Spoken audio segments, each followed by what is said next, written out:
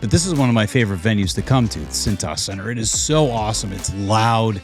The fans care. It's a sneaky trash talky fan base too. When you ask every single team that comes in here, they go, God, we're going to Xavier again. Those fans are brutal sometimes, but that's a good thing. That's what makes this place so great. This is the Sean Miller Podcast, presented by Deer Park Roofing. Now here's your hosts, Paul Fritchner and Adam Baum, with the head coach of the Xavier Musketeers, Sean Miller. Welcome into another episode of the Sean Miller Podcast, presented by Deer Park Roofing, as well as the official payroll sponsor of the Sean Miller Podcast, Payroll Partners. I'm Paul Fritchner alongside my co-host Adam Baum, and as you can see if you're watching this on YouTube, the head coach of the Xavier Musketeers, Sean Miller, is not joining us today. I'll get to our guest here in just a second, but before we really get into the show, Adam and I want to take a second to talk, first of all, about why you haven't heard from us over the course of the last month and what you can expect from the Sean Miller Podcast going forward. And to take a step back, it has been a little bit since the podcast has come out, and we wanted to get back here in the new year to get back on track and get another podcast rolling as we get into the start of January. But obviously over the last month, there have been a lot of things on the court that Sean has needed to focus on, to concentrate on, and we have never wanted to take away anything from his responsibilities on the court to make sure that he is as focused on this team and putting out the best product possible that he can in coaching this team over the next 2 months here on this court, and making sure that he's doing his best that he can to lead this team going forward. And we didn't want to distract anything from that with the podcast. And the other thing that we will say with that is that we've really devoted a lot of our resources to the All In docuseries, which, as we're recording this, episode 4 will come out tonight. We're recording this after shoot around before the St. John's game here on Tuesday. But everything really that we've done over the last month has been devoted to making sure that that product, from our perspective, is as good as possible. Yeah. And the reality is, this is the second year of the podcast. The first year went so well in terms of like new episode every week. At some point, it was not going to be feasible that we were going to keep up that pace. And from the very beginning, Sean always said, when we get into the season, start playing basketball games, there might be stretches in the schedule or times where I just want to focus on my team. And we completely understand that, and we're going to try to get him back here soon. But yeah, I think, between the docuseries and just letting Sean do his thing and coach the basketball team, yeah, I think it's easy to understand why we haven't recorded or released an episode since Amy Miller, Fort Myers. That's right. And hopefully, if you're listening to this right now, then you've been able to check out All In episode 4, which premiered last Tuesday. A great look at what happened throughout the month of December into New Year's, and painted a pretty clear picture of where Xavier was at that point. My favorite in episode. The season.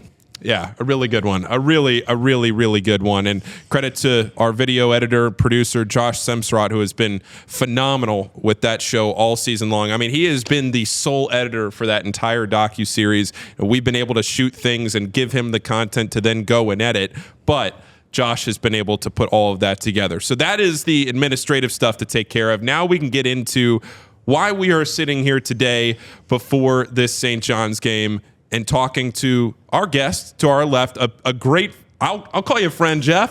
Appreciate a great friend of mine, yes, and somebody that I've gotten to know in this business for a while.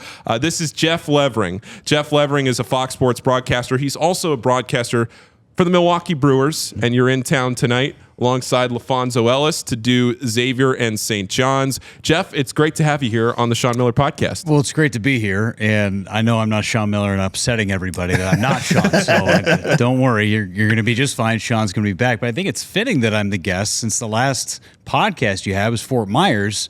That's where I had Xavier last, was the Fort Myers tournament. So that's right. It all comes full circle here tonight. That's right. And Jeff gets a lot of Xavier games, so I think for a big portion of our listenership and viewership, they're going to recognize your voice. They're going to recognize your face. And To me, I think like broadcasters are some of the more interesting people in the sports world, and I'm not just saying that because Paul's a buddy of mine. But so I'm really thrilled to have you on the show. Yeah, it's great. I love this team, man. This team is so fun, and it's just one little click, right? Yep. That's all. It feels like that's one thing that they're just missing. Finish out a game, and once they do it, man, I just feel like the sky's the limit for this team. They just gotta have the confidence and the faith to do it one time, and then it's just going to turn for them. Jeff, let's take a step back here and talk a little bit about you and who you are and how you've gotten to this point, because you and I got to know each other when I was a student here at Xavier. I was one of those guys who would reach out to the broadcasters coming in, and you had a path that, at the time was very similar to the path that I had envisioned myself pursuing, going through minor league baseball. You'd worked your way up to the Brewers, and then you'd done everything else here with football and with basketball and everything else. You really had the career that I envisioned myself since I was 5 years old having, and then now here getting into the podcast game. Things have panned out a little different for me, and I wouldn't trade it for the world, but definitely a career that I think a lot of young broadcasters would aspire to have. And so from everything that you've done that's led you to this point, what are some of the things that you had to keep in mind as you were going through your career and working your way up, that maybe if there's a young broadcaster listening to this, like me 10 years ago, would have enjoyed hearing how you got to this point? Yeah, for me, I was really lucky. I'm not going to sit here and say that I was doing this at a really young age and thought I was going to be a broadcaster from when I was 10 years old. I always thought I was going to play. I thought I was a baseball player in college. I thought I was going to be a professional baseball player, 5'10", no position, can hit a little bit. I'm not going to play professional baseball. I went to a Division III school, man. That's just how it works, right? But I remember sitting in a dugout and entertaining people by calling a game and just having fun. And that kind of led me to where I was. I knew I wanted to get into sports in some way, shape, or form. I did public address in college for football, basketball, soccer, volleyball. So I did all that stuff and really got good at pronunciation and saying names correctly, and that's mostly what our job is anyway, and then you add the flavor into it. But I started on the production side. I wasn't a play-by-play guy. I graduated college having done 3 games of play-by-play, and none of them were baseball. So it's funny that my first job in professional broadcasting was in baseball, because I'd never done it. I played the sport since I was a little kid, but I'd never called play-by-play. I just called it like I would be in a dugout, with a little better language, or behind the plate as if I was catching. So, I mean, I was really lucky. I was really fortunate the way I even got into the minor leagues. A buddy of mine was doing public address in Rancho Cucamonga, California. I was working as a production assistant at Fox in LA. He calls and says, "Hey, we need somebody to call a game tomorrow on radio. Would you be interested?" Yeah, for sure. I'd never called a game on radio. I didn't know how the medium worked at all. I knew TV. So I ended up calling that game. There's a great story about that you can probably YouTube and find out how my first broadcast ever went. And then that led to getting the full-time job the next year after doing 6 games that summer. Yeah. And then here you go, negotiate a radio station, because we didn't have a radio station when I got hired. 3 years in Rancho Cucamonga. Somehow got better because nobody was listening to me and I was making mistakes left and right. Ended up tricking people into giving me a job in AA, because that guy took my job in Rancho Cucamonga. I took his job in Springfield, spent 3 years in Springfield, Missouri in AA with the Cardinals, Red Sox for 2 years in AAA, and then Pawtucket, and then Milwaukee. So kind of that's the short version of it. But I got really lucky, and I was really fortunate with the organizations that I was in, that they could let me make mistakes, especially early and before all the Twitter stuff, and you couldn't find my games anywhere. So that's kind of the long and the short of how I got to where I am now. And for those that are listening that maybe know the broadcasting business a little better than the average person, you'd know that if you're in Pawtucket, I don't want to say it's an easy road then to the major leagues, but Dan Horde has been through Pawtucket. You could go down the list.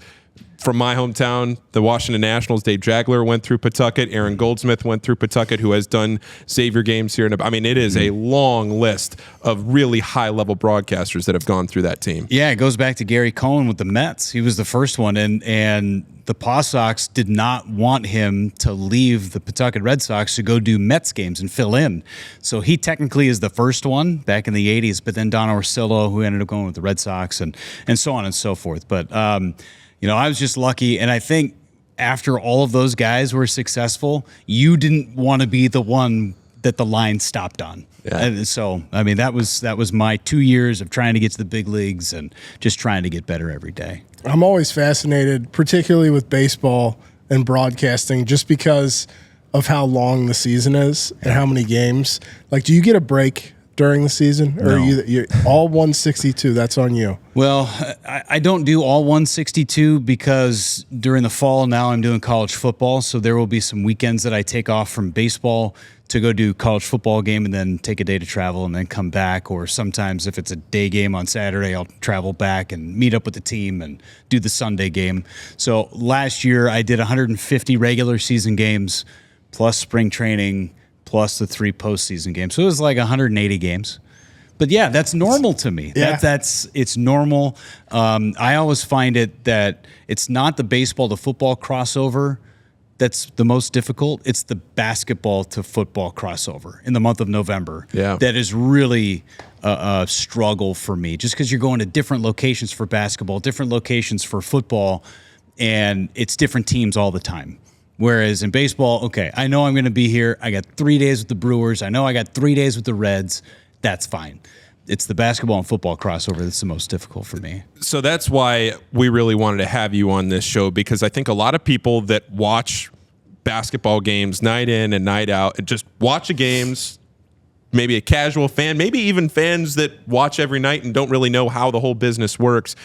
You come in and you get one fact wrong about one player, and the whole broadcast gets written off. And that's just how it is in this business. It is. It's tough because we're not with the team. No. Yeah. We're not with them every time. We're kind of flying in. We get one game, and if we don't know one story about XYZ, or, oh, man, there was one possession in the last game that I missed, but everybody with the Xavier fan base knows about it. And if I would have known that, that would lead to today's game, right? We just don't have that unless we're watching. And we physically cannot look at every single game. I'm not going back and looking at 15 games prior. I might look at 4 or 5 games prior. And having seen Xavier down in Florida was really helpful, so I can ID players and see those types of things and see how these guys work together. But I'm not going back and watching the entire season's worth of basketball. It doesn't do anybody any service, and I got other games. I got a game tomorrow, so it's tough. Where are you tomorrow? I got Illinois and Penn State in Champaign. Ooh. So He's driving. Driving after the game tonight to Champaign. So for a game like this today, in your hand right now, you'd have a spot chart here with every player on it. You'd have this for both teams, if you can see this here. If you're watching on YouTube, or if you're listening to this, rather, make sure you watch it on YouTube. It has every player for both teams. You might look at some of this, and I'm looking at this in the spur of the moment here, but it might not be spelled correctly. He'll probably spell it phonetically, so that way if you're looking down just at a moment in time, you can see you don't want to pronounce somebody's name wrong. You don't want to say anything that might be incorrect, that might get you added on Twitter. Yeah. But this gives you a pretty clear look at everything that you need to know at a moment's notice for a game. Yeah, and for me, and this goes back to baseball, it goes back to football in my preparation, I just want to make sure everything's in front of me. I don't want to be shuffling through papers. I don't want to be looking at 15 different things, and I want to keep things as simple as possible. Baseball game, I've got a scorebook in front of me and a laptop up here just in case. But that's it. It's very simple. For football, it's one card like this that's back and forward. That's it. For basketball, this is all I have. A manila envelope with coaches and team notes up on top, and then all the players down below.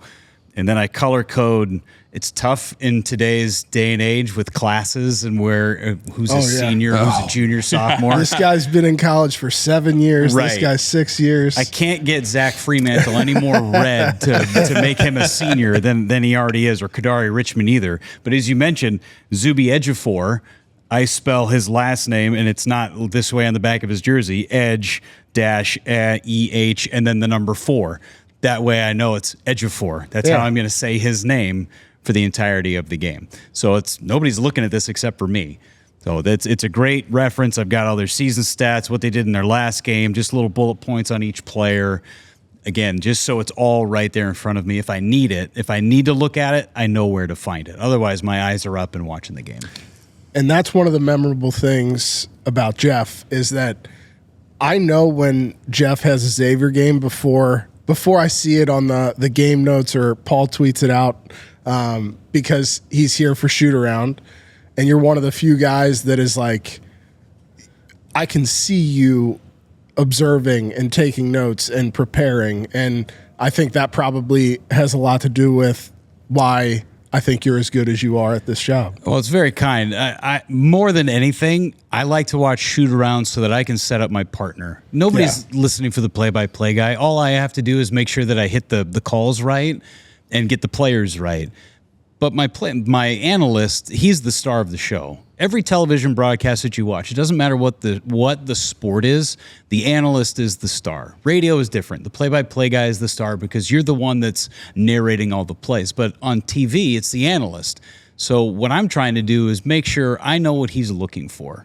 What type of plays is he looking for during shoot around? What is going to be the key to this game that's going to let Xavier win it? Or what are they deficient in that St. John's is going to try and exploit in tonight's ball game?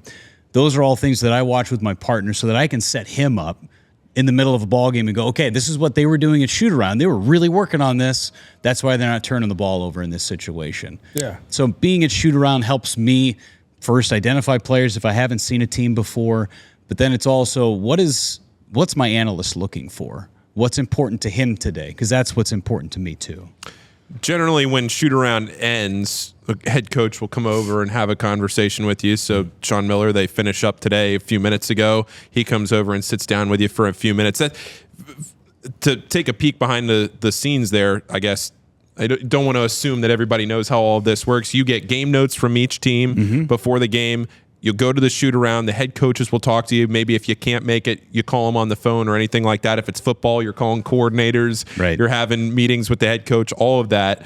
But it gives you an idea that, hey, you can read all of these things in notes. You can watch the games. You can look at Twitter. You can read articles, whatever it might be. But until you really talk to the coach and ask them some questions about what the feel of the team is, that's when you really get the best idea. What are a couple of things that when you talk to a coach and you might only get 5 or 10 minutes with them, you want to make sure you ask and talk about? It's more the vibe of the team. Like, how's everybody coming together? How were the holidays? The month of December seemed like it was crazy for everybody in college basketball because the schedule was so loaded early in November. And then December hit, and you had finals, and you had Christmas break and holidays and all the other stuff. So there were teams that only played 5 games in the month of December. And then, boom, you're in conference play, and your hair's on fire. Yep. So it's how's your club? And for me, when I asked Sean today, it was more, okay, what do you need to do at the end of a ball to make that go the other way, right? How do you make one play and then your confidence goes sky high? Because all it takes is once. I mentioned it right when you guys introduced me. It's more of, okay, what are you guys doing to try and instill confidence in this group? And for Xavier, I don't think they've ever lost the confidence. They're still a very jubilant team. They're having fun. They love it. Fremantle's coming back. That's a huge part, right? I mean, a nice energy boost. But how do they make that play at the end of the ball game? So those are the things that, how are practices going? How are you having conversations with these guys off of the court? What's going on is there something that's going on that's not even related to the court that these players are dealing with? That's a huge part of what college sports is about these days. Sometimes we don't even know about half of the stuff that's going on off the floor. So not that we're ever going to use it on the air, but maybe that's something that makes sense of why somebody is not playing up to their capabilities or why they're skyrocketing in a specific situation. Those are the types of things that I'm interested in. My analysts will do all the X's and O's. I'm more interested in how is this group coming together. The interesting thing for me is how you go from baseball to football to basketball and the cadence, like the rhythm of how you do your job for each one of those sports. How is it different? They're 3 totally different animals. Like baseball, I equate to sitting in the back of you're just hanging out in the bleachers, right? You got your feet up, you got a cold one that you're hanging with whatever beverage of choice is, alcoholic, non-alcoholic, and you're just taking in the ball game. That's how my approach is doing baseball, whether it's TV or radio. You shouldn't be on the edge of your seat unless it's a playoff game. It's a relaxed moment. It's an opportunity to get away and escape daily life because it's a daily sport. For football, it's more of a rhythm base with my analyst. So call the play, get the names right, who made the tackle, who made the catch, analyst comes in. It's more of a rhythm-based sport. If it's a blowout, you start getting into stories late in the ball game. For basketball, it's all about feel and having a conversation. Is the game up and back like Xavier wants to play fast? So my stories are going to be very limited today. It's just making sure that I'm keeping up with the pace. Don't put your head down because you'll miss something, and make sure that my analyst is getting all the things in that he needs to get in. You can break it up into those 4-minute chunks, right? The 20 minutes to the 16 to the 12. You can break things up into chunks, but it's following up with the themes of what's going on in that game. And it's going to be 2 hours to 2 hours and 15 minutes. You're going to play because you're inside, and it's great. It's just the different rhythms of the sports. Yeah. You just keep up.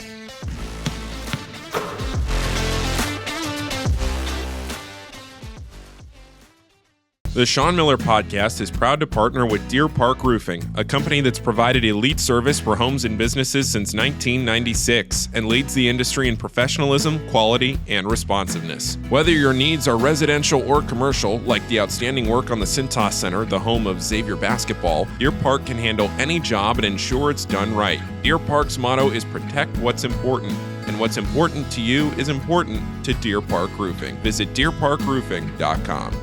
The Sean Miller Podcast is proud to partner with Payroll Partners, where you're not just a number. That means providing a best-in-class HR and payroll experience that was built on award-winning technology and live support customer service with a dedicated payroll specialist who's just a phone call away.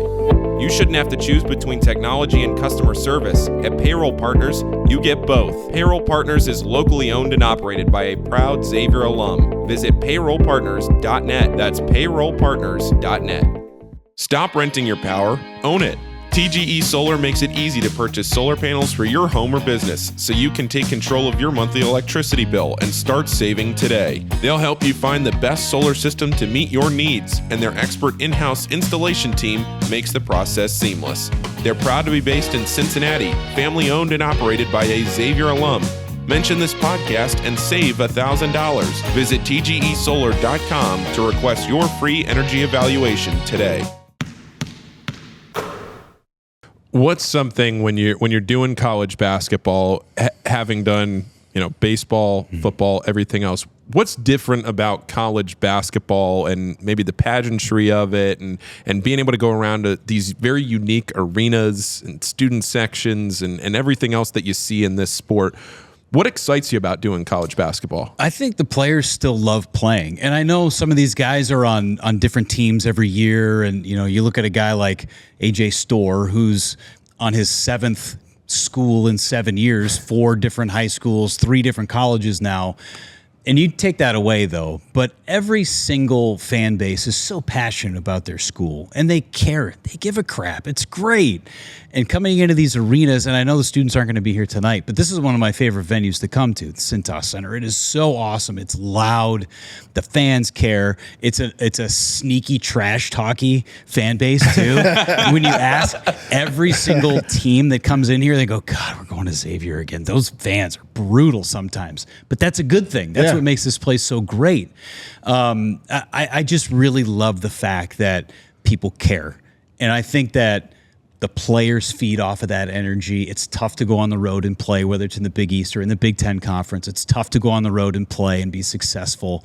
So it's so much fun to see because these guys have something on the line. They really do. And the NBA it's not my favorite thing to watch. The athletes are incredible. They're probably the best athletes in the world, but the actual sport of it is not as fun as what we see here. Okay. John Fanta, friend of the show. He's been on here twice. 2 times? Twice. Yeah, he's the only recurring guest, I think. Wow. I know. That might be right. We'll have to fact check that. John sometimes calls professional bowling. Yeah. Now, I'm curious, in your come up and to get to where you are today, what is the weirdest assignment, and not weird in a bad way, just kind of off the beaten path that you've gotten sent your way? Water polo. Water polo. Yeah, I did water polo in college. Not on the air, but I was asked to do it as a mock with somebody. And I mean, I used to date a gal back in high school to play water polo, so I knew a little bit about the sport. That helped. You couldn't pay me enough to egg beat her in a deep end, though. There's no way. That's how you stay afloat with the egg beater with your legs. A technical term. Ask any water polo player. But water polo was my weirdest one. Okay. Yeah. That's a good one. For Water sure. polo. All right. So I could ask you this. I could ask you what's your best Bob Uecker story, but I won't ask you that. I'll ask you instead, what is something that surprised you about Bob Uecker that the normal fan might assume, but that you, having worked with him now for so long every day, what is something about Bob Uecker that people might not realize? See, that's a great question, because it's always, what's your favorite Uecker story? There's so many of them, right? I mean, this podcast isn't long enough to tell all the great Uecker stories. He is as advertised. I mean, he is smart as a whip. He called me on Christmas. He's going to be 91 later this month. Called me on Christmas Day just to say, Merry Christmas, hope you're doing well. I will say that something that I wouldn't say surprised me, but I'm just so glad that I've had the experience, is that when I got the job in Milwaukee, my son was 3 months old. So he was born in October. I got the job on New Year's Day, 2015. And my son knows nothing but coming into the radio booth or the TV booth and seeing Bob Uecker. And he grew up, and Ueck would have gumballs in his bag every day because he's diabetic. He doesn't have pancreas. It's another story altogether. So he needs to have a little sugar rush every now and again. So he would always say, hey, Brock, it's my son's name, come on down and grab some gumballs. So I will always remember Ueck offering my kids, it turned into Brock, and then my daughter Logan, grabbing gumballs from Bob's bag. So that's a big part for me, was just, hey, how much he treats my kids like they're his own grandkids, or who could be great grandkids at this point. But really, really remarkable human being, and somebody that I consider not just a partner, but a friend. But at least from my end, I had two other things that I wanted to ask you. And one of them is, how do you handle criticism through social media? You know, people, if you get one story wrong and somebody tweets at you behind a burner account and you just got to sit there and read it. Yeah. Or God forbid you pronounce Xavier wrong. Well, I was going to get to that. So I was going to get to that in a minute. Definitely Which not an have, X. You have not done. No. So, I mean, I don't know if yeah. you caught that, but there was a game the other day for Xavier that the broadcaster, for a large portion of the first half, went with Xavier. And I think Adam and I, between the two of us, maybe got hear about it. 20 or 25 tweets each. Hey, can you go tell this guy who's broadcasting a game live on TV that he's mispronouncing our school's name? No, I'm not going to do that. Yeah, no, that Xavier people have forever. a very That's right. I got visceral reaction to that. But how do you handle criticism? Like, because we do very public jobs. Very right? much so. We do very public jobs. People could sit here and hate the way I host this show. They could hate the way Adam writes an article. They could hate the way you call a game. Right. And they have. Yeah, for sure. For sure. It's such a subjective business, right? For somebody, you could sound great. For another person, you sound like an idiot. So, and you could be saying the same thing. It's just how the ears perceive you. Yeah. For me, I take it mostly with a grain of salt. If I mess up, I own it. I mean, that's on me. I totally get that. If I flub a call, fine. I get it. I own it. We're all human. It happens.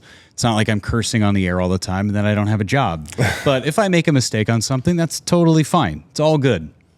You know, water under the bridge. But if Johnny's 17 numbers after his name on X or Twitter comes after me, I don't really feel bad. No. I don't. I don't respond to it. I don't think twice. I'm still going to sleep okay. Yeah. Sorry I offended you in some way, and enjoy your peanut butter castle. It'll be fine. Paul's allergic to peanut butter. Yeah. Well, I love peanut butter, so I know you're not I'm in your surrounded castle. by It's fine. peanut butter lovers here. Yeah. The other question I was going to ask you, what is something that the average sports viewer doesn't know or maybe appreciate enough about what goes into a broadcast? I would say the crew. I mean, our crew, there was a big question mark on whether or not we'd even be able to broadcast tonight's game because of all the snow. So our crew's been out here since 11 o'clock in the morning and pulling cables and setting up cameras and making sure that everything works in the truck. And, heaven forbid, the truck blows a generator or something and you can't work. Yeah. That's a bummer. That's happened to me this year. Penn State, Purdue couldn't hear us. So I didn't even call the game. Me and LaFonso Ellis. Same producer, so let's hope that doesn't happen tonight. But anyway, the crew. I mean, a lot of people probably don't realize that our crew is actually in Los Angeles, a lot of them. Our producer and our director, they're out in Los Angeles tonight. A lot of it is remote. The people that are on site, announcers, we have a stage manager, we have a stats person, and then all the camera operators. Those are the only people that are here. Everybody else pushing the buttons, running the graphics, are out in Los Angeles, and we are physically talking to each other through a cable that is your microphone wire. And that is what is putting that game on television tonight. So the fact that the crew works as hard as they do and there are so many moving pieces, I think that's the most impressive part of what we do. Yeah. I'm really impressed with, like, as much as you have to talk in game and call games, like, your voice. Like, what kind of maintenance are we doing to keep? Because, like, right now I'm just getting over a cold. Mm-hmm. I could not call a game tonight. No one, nor would anyone want me to call a game. But, like, I'm feeling it, so I'm just curious. If I ever feel a little twinge in my throat, it's tea with honey and lemon. And if it's really bad, I crush up aspirin and put it in the bottom for an anti-inflammatory. It's an old opera singer trick. So if I'm ever feeling anything, that's my old wives' tale. I will usually have a little piece of gum in my mouth during a game, and I'll chew gum to keep saliva going so I don't get any dry mouth, or a cough drop or something like that, a Ricola or a I'm rocking a Ricola right now. Right. Yeah. So it Tricks just, of the trade. It just keeps the moisture in your mouth. Yeah. So I will always either have a little piece of gum, I don't have a NIL deal with any gum sponsors. But you're on the market. Yeah, definitely. Everybody's always on the market. But it's a little half a piece of Orbitz that I'll just pop in there and chew it for a half and then switch it out at halftime. I thought you were going to say something more inflammatory, like after every baseball season, you do an Aaron Rodgers style silence retreat where you just go somewhere in the woods and you don't talk for 2 weeks, and that's how you recover. Well, I drink a lot of bourbon, so I think that's really the key to my success is the burn from the bourbon. So I got to go across the river and get a couple of things before I head back. There we go. No, it's great. I do, with as many games as I do and the different climates that I have to be in, I do have to be conscious of my voice, because if that goes, I'm kind of up a creek without a paddle. So the other thing that I've noticed about, and this is not a knock against anyone else, because I understand if it was my job to call games, I might have to change the way I speak a little bit. It seems like this is your normal cadence, your normal voice. Like you're not putting on an announcer voice, so to speak. You mean to say I don't have it up? No. I think that there are a lot of people that do that. I would say that if you turn on the game tonight, I would sound slightly different, but maybe it's the microphone. But I'm also enunciating a bit more. I'm not speaking as colloquial as we are. Yeah. It's more of I'm projecting more. So you might have a hint of a difference tonight, but not much. Yeah. Not much. Jeff, I want to thank you for being here on the show today. I also want to thank you for the help that you've given me in my career, because like I said, when I was coming out of school, I did 1 year in the minor leagues. I was in AA for a year with the Orioles. I loved it. Don't regret it for a second. I sometimes wonder if I should have stuck with that longer than I did. But at the same time, I knew that I wanted to pursue things more than just baseball. Mm-hmm. And doing that, being there in that league for a year was something that I learned, very quickly, that I loved, but also wanted to diversify as well. And hopefully, look, at some point you get a chance to do a game, You're still a young at the man, D1 Paul. level. I'm only 28, but You find your passion. Passion. You only find that by doing different things. Yeah. There's no doubt about that. I do want to thank you. Last year was year one of the Sean Miller podcast. I told you this downstairs.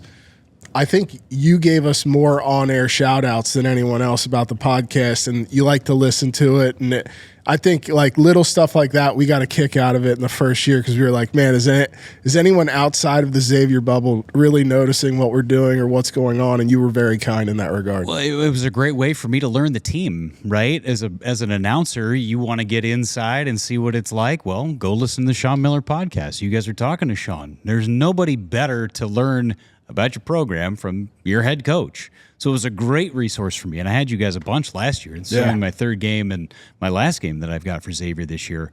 So it was a great resource. And just know more people are listening to it than you think. Good. Because it's great. Thank you. Yeah. Appreciate that, Jeff. Well, again, thanks for being on the show today. Xavier and St. John's tonight, then DePaul on Saturday. And again, just keep on moving things forward. Make sure you check in on the All In docuseries if you haven't done that yet, the behind-the-scenes show presented by Tri-Health that we are putting on for the rest of the regular season. That will be episode 4, like I said, will have come out already by the time you watch this, so make sure you go and watch that. This has been another episode of the Sean Miller Podcast for Jeff Levering to my left. For Adam Baum to my right, I'm Paul Fritchner signing off. Thanks, everybody, for listening. And as always, we want to thank our sponsors, Deer Park Roofing and Payroll Partners. We will see you next time on the Sean Miller Podcast. This has been the Sean Miller Podcast, presented by Deer Park Roofing, with your hosts, Paul Fritchner and Adam Baum. Join us again soon for another episode with the head coach of the Xavier Musketeers, Sean Miller.